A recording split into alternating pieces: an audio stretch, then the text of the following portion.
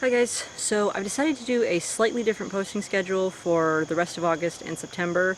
Normally I do a cosplay project every Thursday and then a craft tutorial every other Monday, but I'm going to shorten it a little bit just for August and September during my busy season. To give myself a little bit of a break, and then in October I'll go back to normal. But so through the rest of August and September, I'm going to be posting every Thursday. I'm going to be alternating a craft and cosplay project. The reason for that is the craft projects I have are already filmed because they're usually like home decor or something that I've already been making for my place or whatever anyway, so they're already filmed and all I've really got to do is cut them, so it gives me a little bit more time when I'm so busy on the farm right now.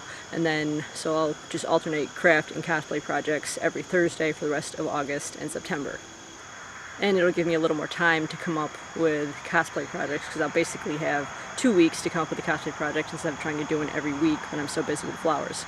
So for the rest of August and September, I'll be posting just Thursdays, alternating craft and cosplay projects, and then in October I'll just go back to the normal schedule of a cosplay project every Thursday and then a craft project every other Monday. So see you on Thursday with a craft project this week.